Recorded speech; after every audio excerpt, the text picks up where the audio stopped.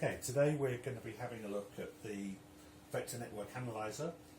This is the first in a sequence of pages that I'm going to do, looking at advanced measurement techniques and advanced measurement equipment that can be used when working with Tesla coils, with TMT transmission systems and those other kind of interesting research coils.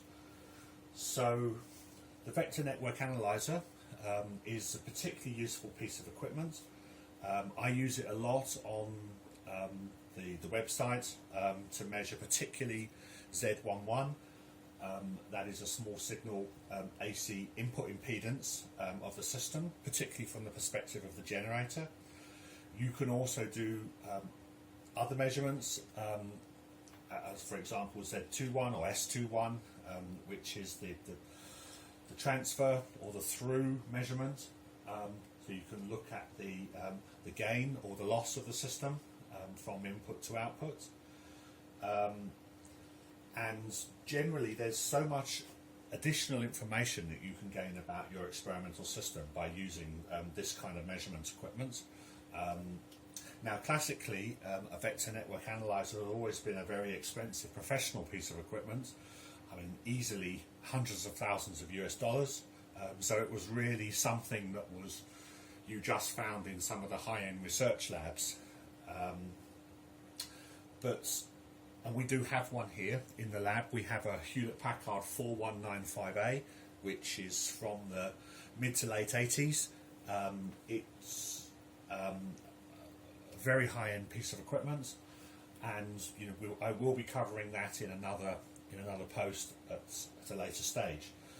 But first of all, we're going to start with a much smaller USB-enabled vector network analyzer, which can connect to a computer and is at a much more reasonable price tag. That's the SDRKits DG8SAQ VNWA, and currently that's, with all the options, about $500 US, which is much more affordable and puts it in the range of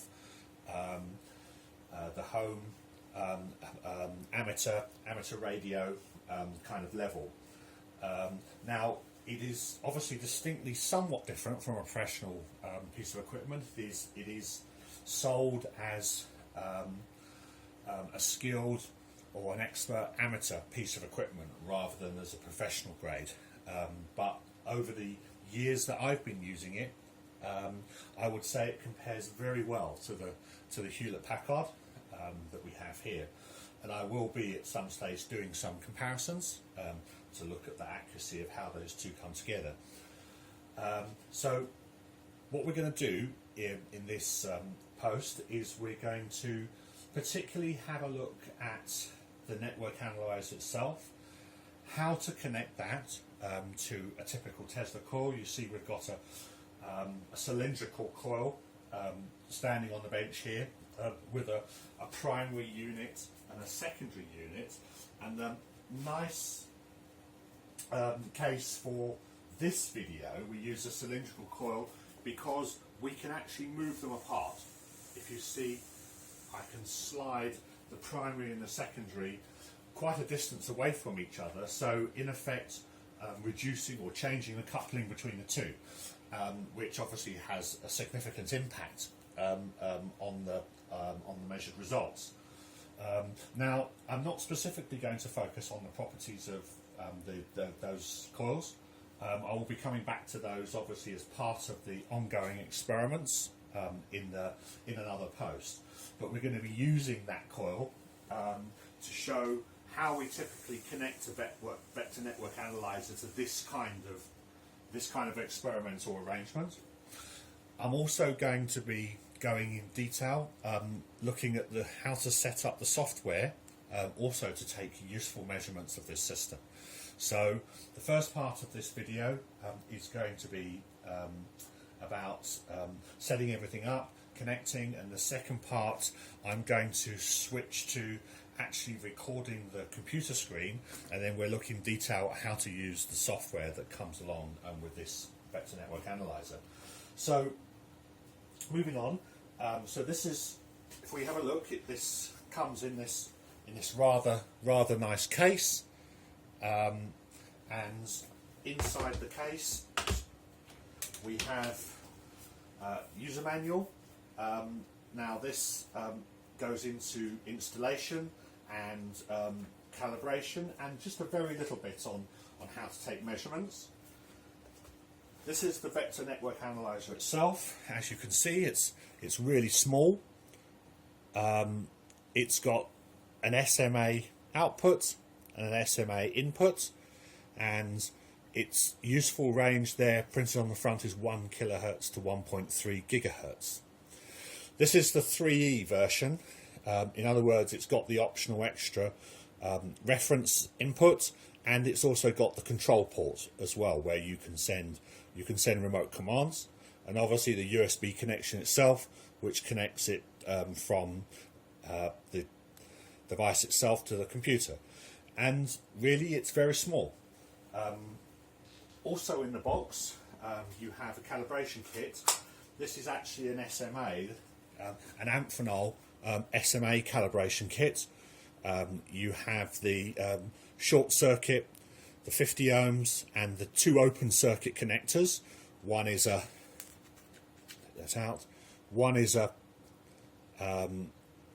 female, and the other is a male. And calibration is a very important part of making this equipment work. You also, optionally, you can also have the through cables. These are very good quality SMA cables, and they're particularly useful in the calibration for through connection. So that's just putting this aside.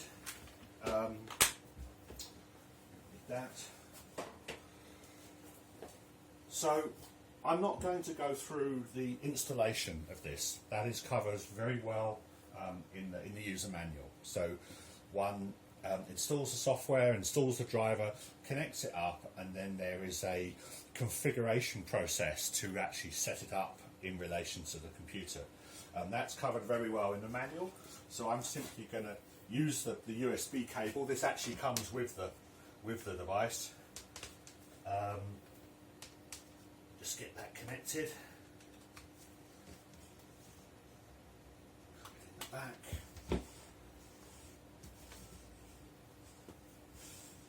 And they see the light comes on at the back here to show that we're connected. So that was a measurement that I had before. What's showing on the computer screen currently is the last measurement that I took when I was using this. So I can just check that everything is working. I just do a single sweep, and that's just measuring the open circuits with whatever calibration was there before. So I'm not going to go into detail right now about what's going on the computer screen. I'm going to come back to that later. But first of all, we've got to look at how to connect the spectrum analyzer, the vector network analyzer, to the coil system. And in that, I want to cover 2 possible ways of doing that, and I'll come back to those in a moment. First of all, we've got to consider calibration. A piece of equipment like this requires careful calibration, because that is the standard or the basis which you're going to get accurate measurements. And with a vector network analyzer, it's important to where you calibrate it. So in other words, if I calibrate it just to this output here, then I'm not taking into account all the connecting leads that come all the way up to the coils. So I'm going to introduce some kind of error. There are going to be reflections, there's going to be loss on those interconnecting cables, and they are going to skew the results, and particularly when you're talking about free resonance system. I mean, the Tesla coil here is basically the secondary is a free resonator, and it's very sensitive to its surrounding environments, and also the way that it's connected and the way that it's interacted with. And it doesn't take much to change the accuracy of, say, for example, the Q of the primary fundamental resonance and also the actual frequency of that resonance. So therefore calibration is important. Now also the other thing is we have to consider connection, and now I'm going to show a number of different ways of connecting these things. But in this case I'm only going to deal with at the moment Z11. So well, in network analyzer terms we call it S11, so that's the one port reflected measurement that comes back a signal that we feed in. So when I feed a signal out of here to the system, I'm going to be measuring effectively what is reflected back to that one port. So that gives me a view of whatever is connected at that other end, and that's a very good and easy measurement to make, provided we've got the calibration set up properly. Now if I wanted to make a through measurement or a transmission measurement, then I would effectively be taking S21, so that's what's coming out of this port and into this port. So typically then I would connect this one to the primary, and obviously I can connect the output to the secondary, and I may well come back to that either later in this video or maybe in a subsequent video. But many of the results that I show on the website so far are orientated around Z11, so that's S11 modified through the calibration. So it's a nominally 50 ohm output, so we calibrate to that. So the software on the computer knows what the impedance it is that it's actually measuring. So in that way we can measure the actual input impedance of the network, and this is what we are treating as the network. This is our network box with the inputs and outputs, and we're going to be looking at the input impedance as we come in to the primary, and we're also going to look at the measurement on the secondary on its own. So we're going to look up Z11 series connected to measure this resonator, the secondary resonator directly, and then we're going to look at Z11 connected to the primary. Obviously that can also be on its own, and also with the secondary coil coupled to it as well. So then we get the total input impedance Z11 of the total system, of the total Tesla coil or TNT, from the perspective of the generator. So just to go back over those two measurements again, first of all it's a series fed measurement which allows you to make a measurement directly on a free resonating coil, because the difficulty with measuring the secondary is that you've got to feed it some way. Ordinarily in operation of a Tesla coil, we feed it through the primary. So we pass currents through the primary coil, those coupled to the secondary coil with the magnetic and electric fields of induction, and then obviously we connect whatever is our experimental system onto the output of the secondary coil. So in this particular case, we've got a number of different options, and we don't want the primary to mess up or interfere with a pure measurement of the secondary coil, and in that way we can do that by series feeding.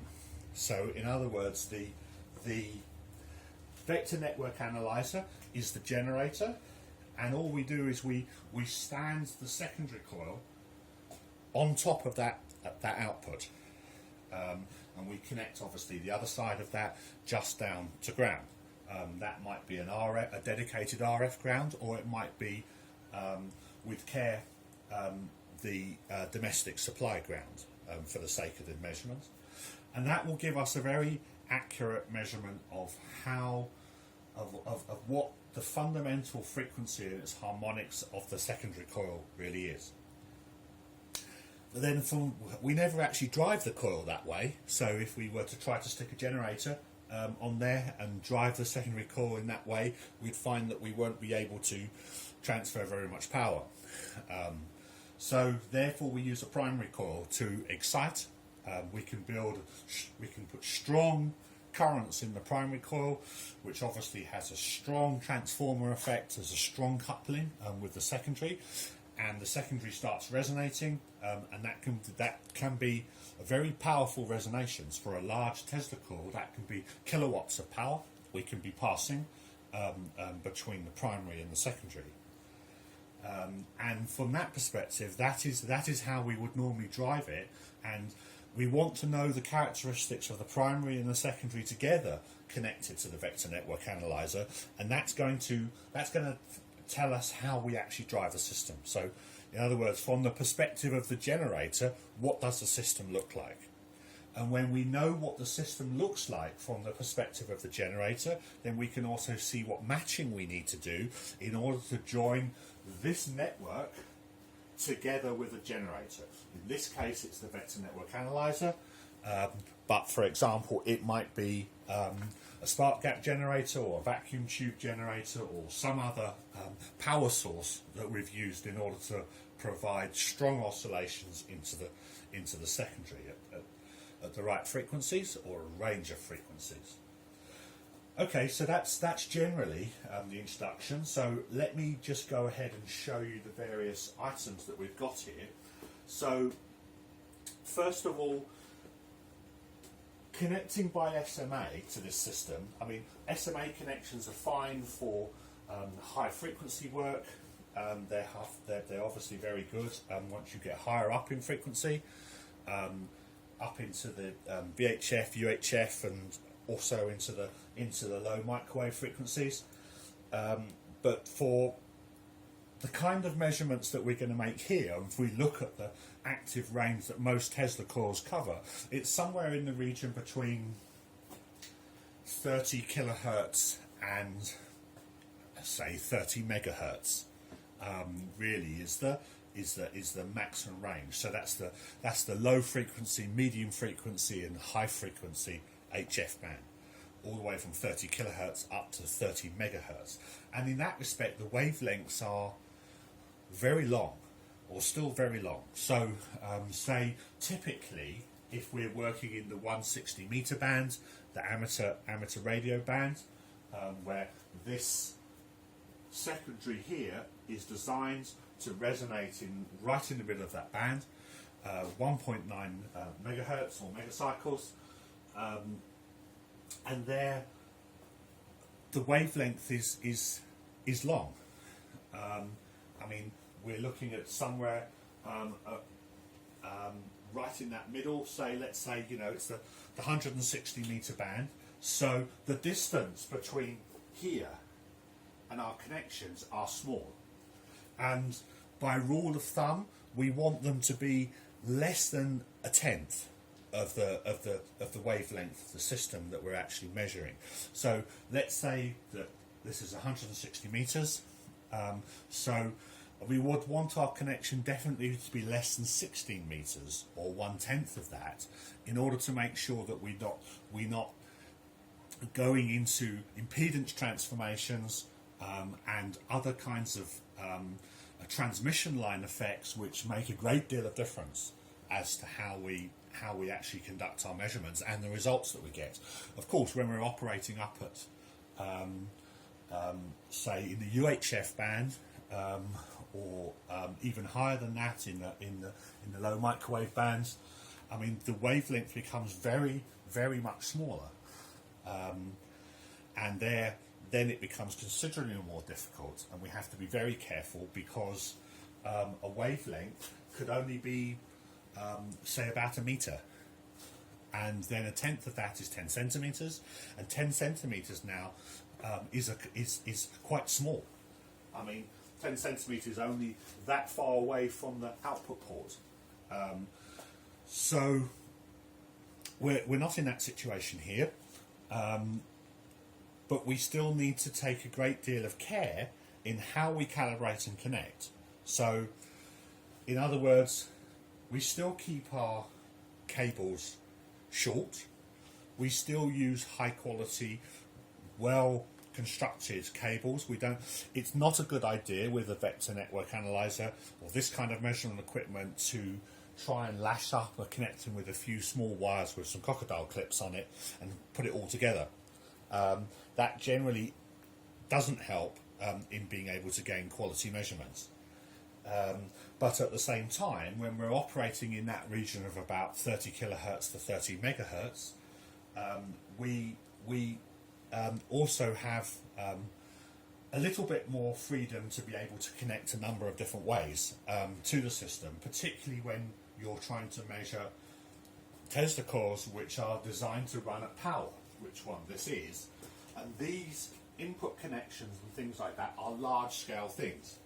It's not just a nice SMA connector at the end of a nicely arranged piece of coaxial cable. So we have to have a range of flexibly being able to connect the vector network analyzer to the primary coil. So on that basis, I tend to find it's more useful to use BNC for this kind of measurement, particularly at the frequencies we're talking about. So the first thing I add is one of these. It's a SMA to BNC converter. That's a BNC. That's a BNC female. That's an SMA male. And I just put that onto the output. Like that. Now, since I prefer always with ports that we're not using to actually shield them off so that we don't get necessarily any pickup from stray fields or other influences, so that the input for the through measurement, I'm going to put a 50 ohm. This is a 50 ohm SMA termination. I'm going to put that onto the end just to close that off. To run a simple calibration now, just with the reference point being here, so in other words we're going to apply that short, that open circuit and the load to do a one port calibration with a reference point just at the output of the VNA. Now to do that, I will come back to doing this on the screen specifically later, but now just quickly to show the process. I open the menu, bring up Calibrate.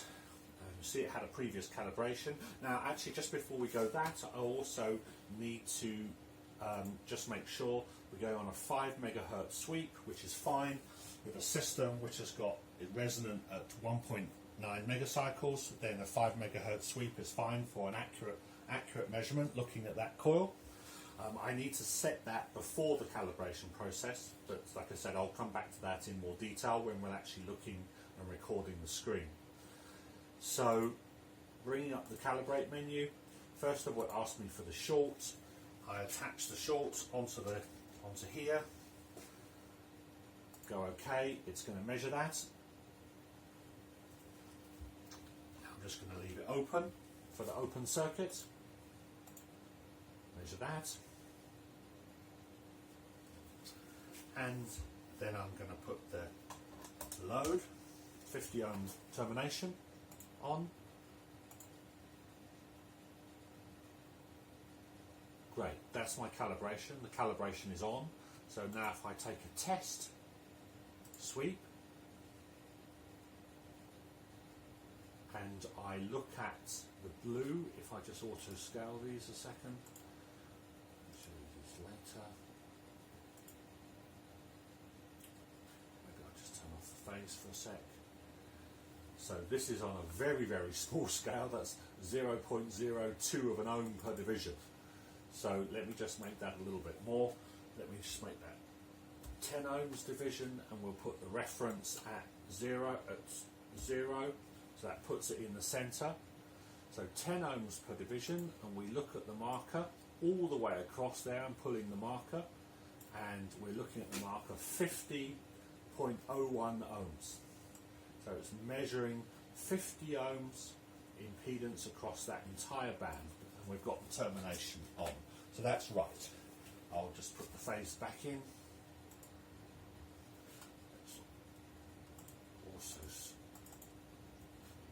Now the reason that the phase looks like that is because we're measuring a very good match. So in other words, the match is so close that basically the phase is just flicking backwards and forwards between plus 180, minus 180 across the whole band. That's what you would expect from a very, very good match. So there's no phase relationship to measure there. It's almost a perfect match. If you were using a Smith chart and the output here, I mean, basically you would see it just going round. The phase would just be going round the centre dot in the middle. Okay, so that's calibration. Turn the phase off again so it's easy to see. Okay, so that's the calibration just at this point. So now to do our series measurement, we're going to add a few items. So I've got here, this is a B and C to 2-terminal output, so the centre terminal goes to the red and the outer terminal goes to the black. It basically splits the B and C into its two connectors. So I connect that on the end. I'm going to take a single output and connect that into the socket at the bottom end of the Tesla coil, and then this here is an RF ground. This is my dedicated RF ground. I'm just going to connect that into the other side. So that's now a series fed arrangement. Let me just twist that so it's easier to see. That's a series fed arrangement. So here's the ground. This is the earth line. It's coming up to the outside of this connector, then into the system, through the 50 ohms, coming out the centre, all the way down to the bottom end of the coil. And the coil is on that. So we have the coil sitting on top of the generator, or in this case the vector network analyzer. And then when we scan that, we'll have to scale it onto the screen to get the phase. So we'll just auto scale those for a moment. And there we see the properties of the coil itself, just of the secondary coil. Do that again. Yeah, it's consistent. And if I use one of these markers, because I'm going to go into this in detail later, and I look at that phase change, it's a series resonance point. So in other words, the impedance is dropping to minimum at that phase change. You just drop it right in there. Just magnify this a little bit so I can see where the base is.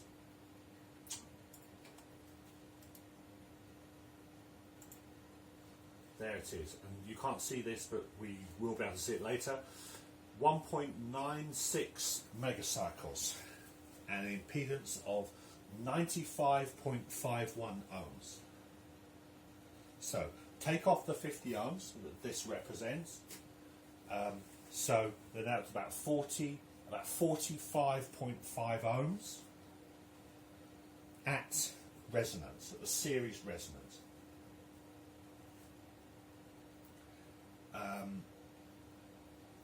And that resonance at 1.96 megacycles. There are obviously other, it has a Tesla coil measured in this way shows actually a very similar type of approach to a crystal. It has a series and a parallel point. So the impedance becomes very high here. There's a parallel and a series point. This is the resonance that we're interested in because that's how it's being driven. So this is a series fed, very straightforward. We didn't even calibrate to the end of the cable. We just calibrated to this point here, which didn't include this connector. Now if we wanted to include all of that, then we'd have to do our calibration in a different way. So I'm going to show you how to do that, and we see how much difference that has. So to include the cables, in effect, or at least the best we can in this arrangement, I'm going to remove that from there and I'm going to run the calibration again. So now we're going to do a short circuit, so I'm going to short circuit it there. Now that short circuit includes, from the reference plane, this connector all the way down the wire and back to the ground point there. So we are, and then the ground, obviously this piece is not included down to the ground. We are treating that as a high inductance, good connection to ground. So we're just dealing with this wire and with this piece here. And then we do that calibration process again.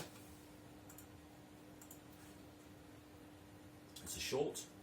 We're going to run that. Okay, it is taking those results, but they're off the screen. We're going to do the open circuit. Just leave the wire open.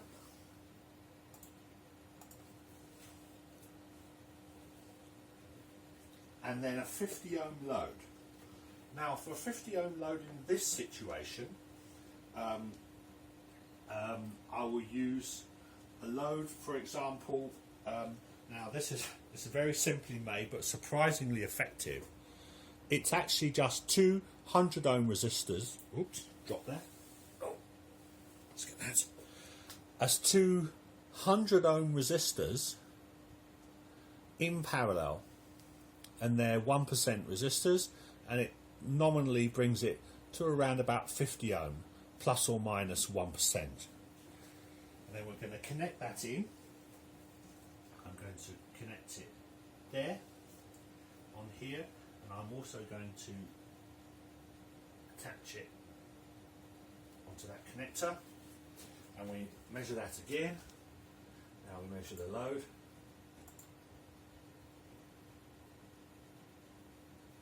Great. So we now have a calibration. We have all greens here. We have a calibration based on including some of those wires. So let's re-plug this on. If I didn't want to ignore the effect of this clip, then I could actually keep that clip and connect it on the back here, like that. But at these frequencies, that has very little impact, so I'm going to actually connect it correctly to its terminal, and we run that. Again, very much what we saw before, we just run it again.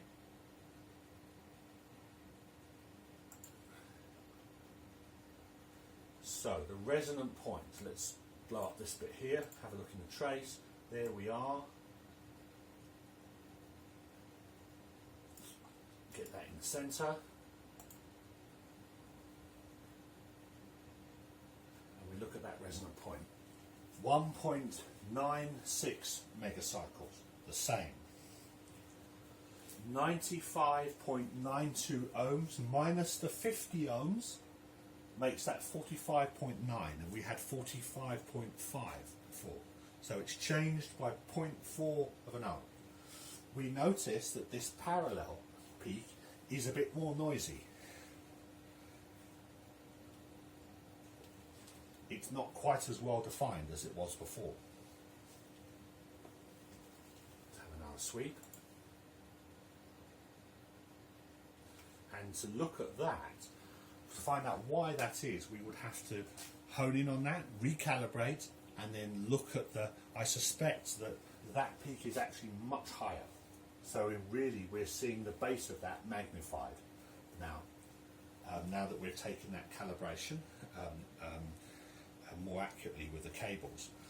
But this is the part that we're primarily interested in our series measurement, is getting an accurate resonant frequency and an accurate phase response. It's a typical resonant circuit phase response for just the secondary free resonator.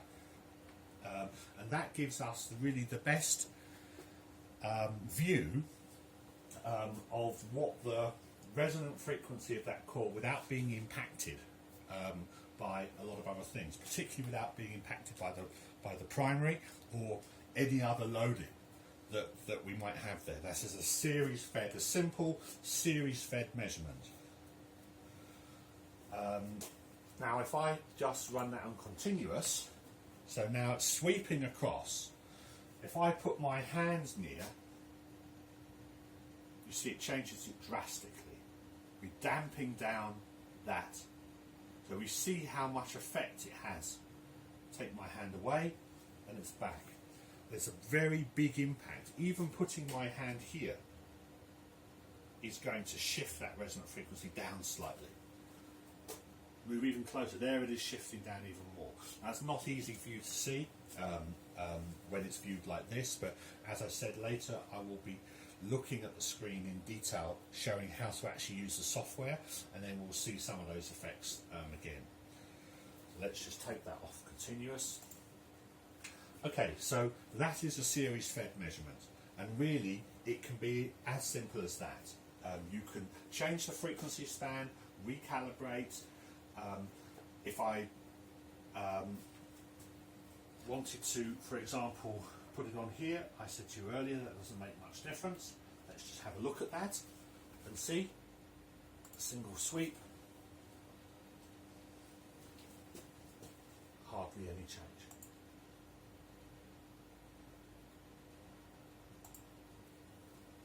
So the accuracy of this measurement really comes down to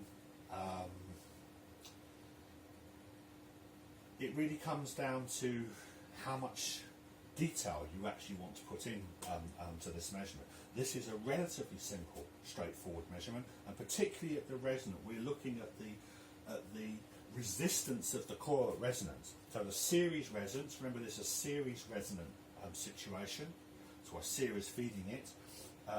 We've got to take into account the 50 ohms that's of the output impedance of the terminal there. So in effect this secondary coil is sitting on a 50 ohm impedance, and then on top of, so that's included in the measurement, and we are in effect measuring how that actually looks, including the 50 ohm of this measurement to ground. Okay, so that's a series fed measurement. Now we'll have a look at bringing the primary back in, and we're going to have a look at the system from, as it would be from the perspective of the generator. So now the vector network analyzer becomes the generator for the system, and we're going to have a look at the input impedance of the system. So we can remove these series fed items, put this back here. We're going to bring the primary back.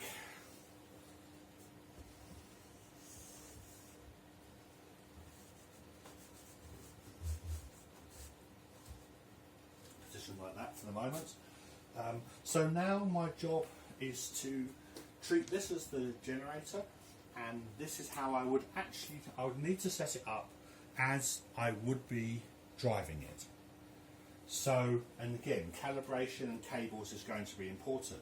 So in this case, because I designed this arrangement here, these are the two inputs, and this is where there is a parallel tuning capacitor that sits on here, which connects to these two ports. And we can see, even if we have a little look behind on this coil, we can see how that's connected. So there's some copper bus bars there from the inputs along to the capacitors, and then via very thick low inductance connections onto the coil, various taps on the coil there, so we can control the number of turns involved in our experiment. So we'll put that back in.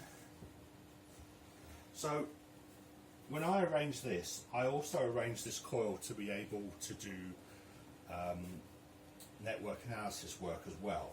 So that's why this happens to be set like this, and for that I can use one of these. So this is the opposite converter, which basically converts, that's two male bananas onto female B and C. So getting that the right way round, I can insert that here, and then very conveniently I can use a high quality B and C cable. So this is a Hewlett Packard B and C cable, one of their own. Very good cables. You can get these cables, they're fairly expensive, but you can get them on eBay, things like that. There it is. If you can see that, probably not. It's a Hewlett Packard 10503A cable, and these are good up to about 3 gigahertz. So more than enough here, and I can simply connect that, and to measure it I would connect it there. I could use a shorter B and C cable. This is a standard length 1.2 meter cable. I could use a shorter one, but really remember also we're at the 160 meter band. Their cable is adequate for what we're wanting to do here. Now I do need to calibrate for that cable, so now I want to calibrate right up to this point here. So simply I could just calibrate there, or if I really wanted to go a stage further I could calibrate to the end of here. Now in this system, to be honest, it makes little difference whether I calibrate for here or here. Everything is fixed, so I'm going to just calibrate to the end of this. So this is where I have to use my open circuit adapter. I plug that in, and first of all I put my short circuit on, and we're going to run the calibration in the same way as before. So calibrate, short, cross it scans again, open circuit, I just leave it open,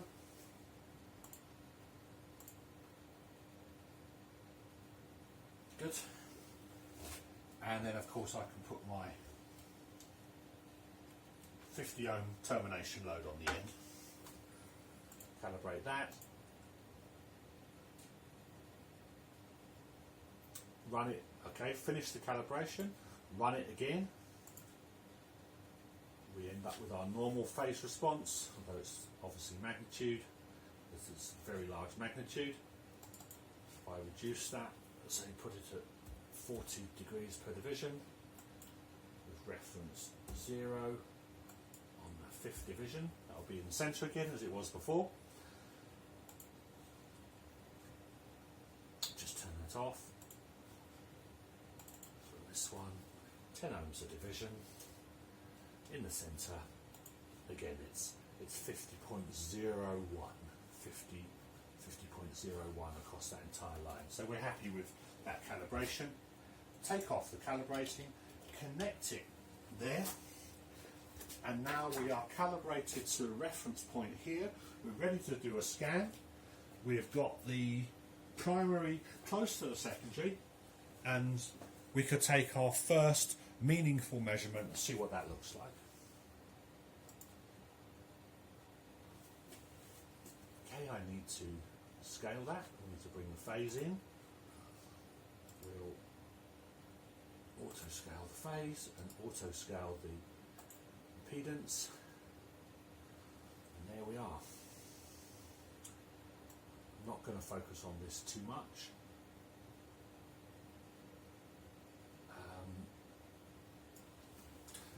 Since it's not difficult, you can't see the screen really in this, or see the screen very easily in this picture.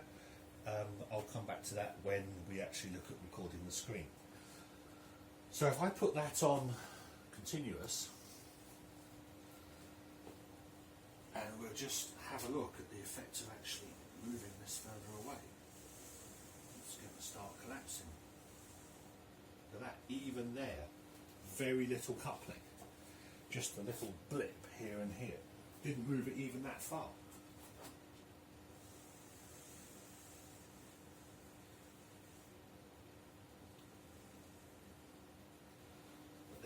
expect via the transformer effect for it to fall off very quickly. The coupling here.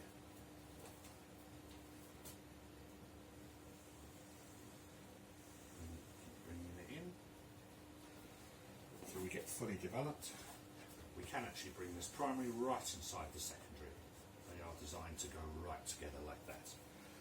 Very strong coupling now. Right off the top of the screen at parallel resonance.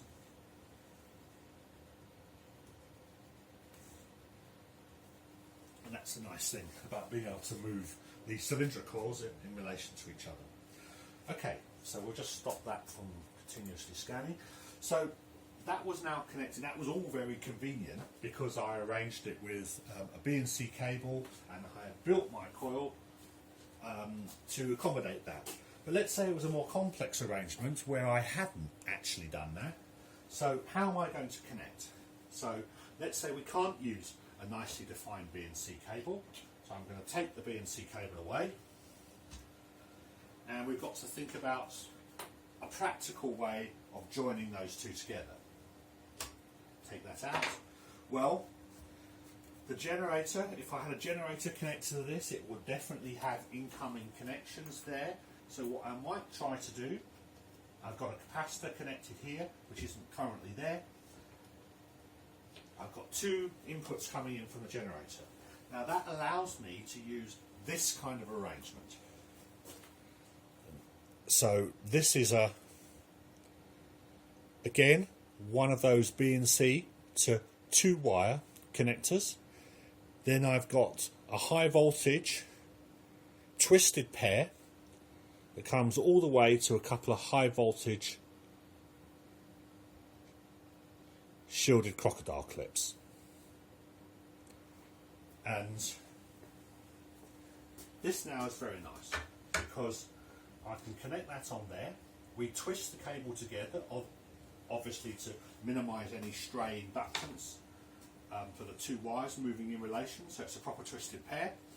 And now I could simply connect those actually anywhere in the system. So they're like it was the generator injecting in at this point. Or if I wanted to make a measurement somewhere else, I might connect it up here, where it connects at the input to the coil itself. Or even I might actually want to put those on the primary coil itself. So having this kind of connection cable gives me a lot of flexibility in terms of how I'm going to connect this piece of equipment to my experimental device. But I still need to calibrate this. So if we want to calibrate to the end, the tips here, the reference plane is everything out here all the way to the end here. And because it's calibrated, it essentially removes the effects of that in between. We've moved the calibrated reference plane to the end here. But to do this, I'm going to create a short. I'm just going to join them together, like so, and go back into the calibration. So on the short, let it calibrate again, then separate them, do the open circuit. Now I'm going to use my very simple 50 ohm load. That's the resistors like this. And I'm simply going to put those at the ends of the crocodile clips, like so. Do a 50 ohm measurement to the load. Make that measurement. Close that. Do a single sweep. We are back. Let's just turn the phase off. Times down here. 50.01. So again, the calibration is good. Put the phase back on.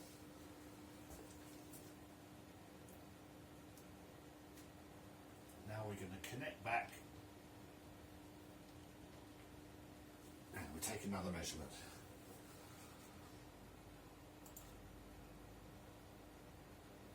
There we are. Essentially the same measurement we had before. Just check everything's still working the way we expect it to. Reducing the coupling, reduce it a bit more, and then bring it right up to being tightly coupled, all the way in. So, together, tightly coupled, damp it down.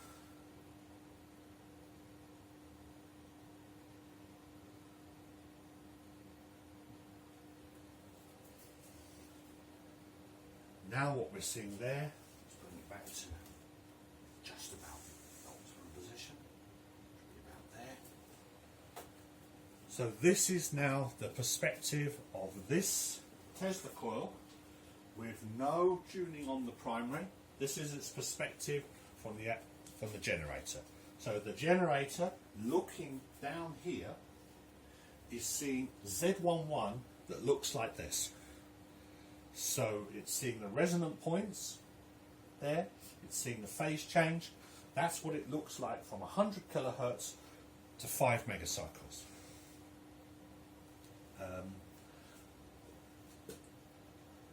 Through several different connections and several different types of calibrations.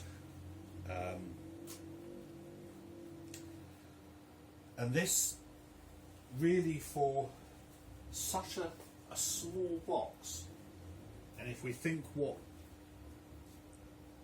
a vector network analyzer was before these USB devices, it was huge. It was a full piece of equipment, usually in an instrument rack like this, and costing several, 3 or 4 orders of magnitude more than this. This particular box itself, the SDRKits one, was first developed, or the idea of it was first developed in 2007. So it's been around now for good 12, 13 years. It's used a lot. There's a lot of reviews and reports about it online. The one thing, obviously, that puts it in a realm which is not in professional grade equipment is its dynamic range, because of the sampling process. So basically, this is a super heterodyne receiver. It's basically got 2 DDS oscillators in there with mixers, and that is producing a 1 kilohertz IF, which is sampled by the input to the sound card on the computer. So the computer is using its sound card in order to, in order to sample the IF, and then the processing is done on that. And that input being a 16-bit, it's a 16-bit analog to digital conversion in there, and that really limits the dynamic range to around about 90 dBs, even with the 24-bit analog to digital converter in there. The useful dynamic range is not much more than about 95 decibels, whereas you would expect for professional grade equipment the dynamic range to be considerably higher than that. So maybe in the between 120 140 dB. Certainly the Hewlett-Packard calibrated can achieve somewhere up in that order of magnitude. So, in other words, very small signals, which are often characteristic in small microwave amplifiers and stuff like that, would be somewhere in the noise floor of this device and not easily be measurable. But for the kind of things that we're doing here, so TMT, Tesla coil, ham radio applications, antennas, transmission systems, all of those kinds of things, this is good. And the comparisons that I've made of this box with the HP 4195A are very good. I mean, the HP runs to 500 megahertz. This, in its primary band, goes from 1 kilohertz up to 500 megahertz, and then it has an overclocked band which takes it from 5 megahertz to 1.3 gigahertz. But you know, given the range of Tesla cores and often ham radio in HF, you know, we're going somewhere between 30 kilohertz and 30 megahertz or megacycles. This is a very good device to use, and the advantage that it has over the HP is that everything is easily accessible on the computer. The HP being in the late 80s and stuff like that, its interface is via GPIB. It's not so easy to get the data. There's less of it, and it's harder to process. But there is a greater dynamic range and there is a greater accuracy to the measurement. But I would say that for looking at this kind of system, this gives more than enough accuracy and detail in order to be able to assess Tesla core systems. Now, I'm not actually going to look at what these results mean here. That's covered in a lot of posts and a lot of different pages on the website. This is really about how to use and calibrate the vector network analyzer. So this is the, if you like, the practical experiment part.